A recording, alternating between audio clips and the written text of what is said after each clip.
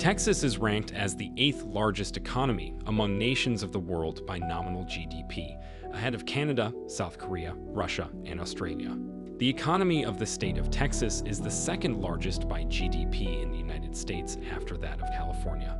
It has a gross state product of $2.3 trillion as of 2022.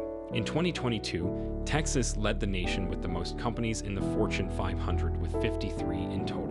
As of 2021, Texas grossed more than $300 billion a year in exports, more than the exports of California of $175 billion, and New York in $100 billion combined.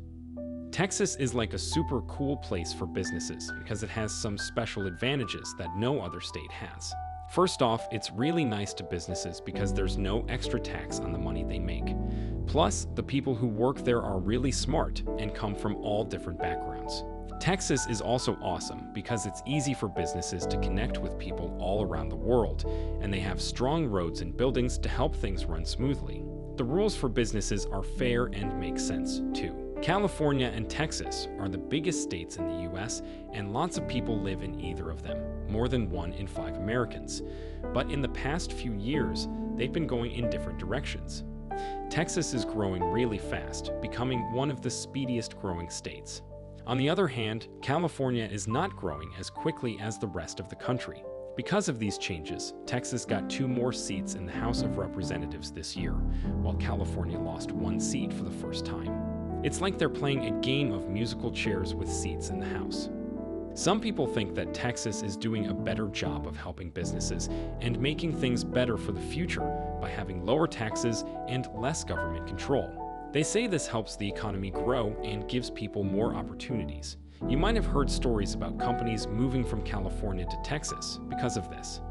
But there are also people who believe that California is still the best place for new ideas and businesses to get money, like a helping hand, and be creative. They do mention, though, that Texas spends less money on important things like health and education. Texas and California are like 2 different worlds when it comes to how they do things. In Texas, they have a culture that's more about keeping traditions and looking out for yourself. They don't have a lot of social services, and the main focus is on making money. Businesses are really important there. But in California, they have a culture that's more about doing what's right for everyone.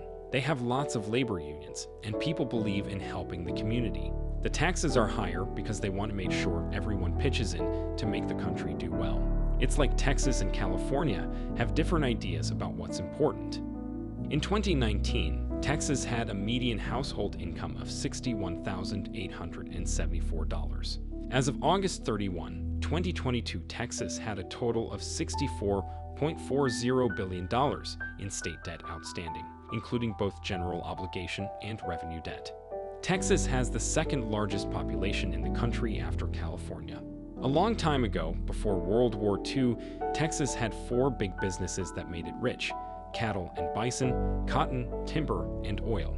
The first one that became really successful was cattle and bison. Back when people first started living in Texas, they used to sell things like fur and hides from these animals. Surprisingly, not many people liked to eat beef in the United States at that time. But clever people in Texas started a beef industry, and more people wanted it. The cattle business did really well in the 1870s and 1880s, making lots of money. In the old days, people in Texas started growing cotton, and it became more and more popular during the 1800s.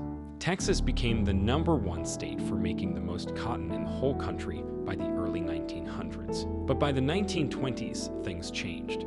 The cotton industry wasn't doing as well because the government made some rules, and other countries started growing and selling cotton too. So Texas wasn't the top cotton producer anymore. In the year 1901, something amazing happened in Beaumont, Texas. A company called Glady City Oil, Gas, and Manufacturing Company found oil on Spindletop Hill.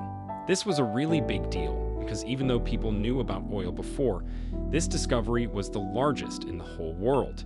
It made everyone super excited, and soon, people started looking for more oil in Texas and nearby states. By the time 1940 rolled around, Texas had become the #1 state in the United States for producing the most oil. It all started with that incredible find in Beaumont. Before World War II, Texas was mostly countryside with not many big cities. But when the petroleum, oil industry became really successful, everything changed. All kinds of heavy industries started to grow, and Texas became an important place for making stuff. When World War II happened, there was a huge need for oil and other things, and Texas could provide them. By the time the war ended, Texas had become one of the top states for industry, and most people were living in cities instead of the countryside. The economy had also become more varied, meaning there were lots of different types of businesses, even though oil was still the biggest one. Texas had turned into a busy and diverse place.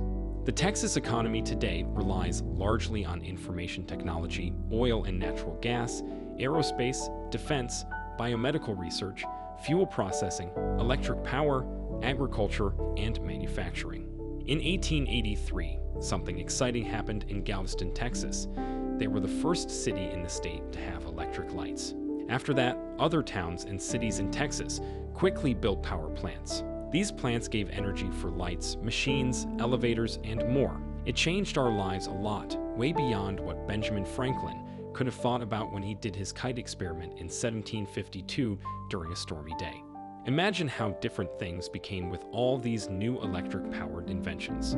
Texas has a lot of natural resources like natural gas, coal, and wind that we use to power our electricity plants. These resources have been doing a good job, even during hot summers and strong hurricanes. But in the future, it might get a bit tricky for Texas to keep up with the growing need for electricity. It's like a puzzle for our power producers to figure out how to keep up with all these changes and make sure we have enough energy for everyone. In Texas, different groups work together to give electricity to people like us. This way of doing things started in 1999, when the Texas legislature decided to have competition in most of the areas served by ERCOT. ERCOT says that about 75% of all the electricity used comes from areas where companies compete with each other to provide it. It's like having options for where we get our electricity. In Texas, more than 1/5 of the electricity we use comes from renewable sources, mostly from the wind. Texas is the top state in the US for generating electricity from the wind, making almost 30% of the country's total. The American Wind Energy Association even says that only 4 countries in the world have more wind power than Texas. When it comes to solar power, Texas is also doing well. In the first part of 2020, Texas ranked 5th among states for having a lot of solar power in use, with 4,606 megawatts. It's creating a good number of jobs too, around 10,261 tied to solar power. In West Texas, where it's really sunny, there's a lot of potential to use solar energy. As the cost of solar panels goes down and we improve how we get the energy to where it's needed, Texas is expected to have even more solar power. The Solar Energy Industries Association thinks Texas will be the second highest in the country for growing solar power over the next 5 years. So Texas is really stepping up in using renewable energy. The fantastic increase in renewable energy in Texas is thanks, in part, to something called the Renewable Energy Credit, REC program. This program started in 1999 with the goal of making more renewable energy in Texas, from 880 megawatts to 2,880 megawatts by 2009. It worked so well that in 2005, they decided to aim even higher, to reach 5,880 megawatts by 2015 and a big 10,000 megawatts by 2025, with 500 megawatts from sources other than wind. Guess what? Texas didn't just meet the 2025 goal, they went beyond it in 2009. So, it's like they played a game and won way before the time was up. The REC program played a big role in making Texas a leader in renewable energy. Ever since they found oil at Spindletop in 1901, Texas has been a superstar in making energy. Right now, it's the biggest state in the whole United States for producing energy, and it's aiming to be the top spot in the whole world for all kinds of energy, not just the old-fashioned kind. Texas is like a big player in making energy, using things like fossil fuels, the old way, renewables like wind and solar, and other cool sources. So when it comes to energy, Texas is a real champ. Houston is a super big city. Actually, it's the 5th most populated in the whole country. It's like a world leader in energy and has a really busy economy. Even though it took a bit longer to bounce back from the pandemic, Houston is the fastest growing big city in Texas this year. This city is like a major player in the US because it has the third busiest seaport and is a huge center for making stuff from oil and chemicals.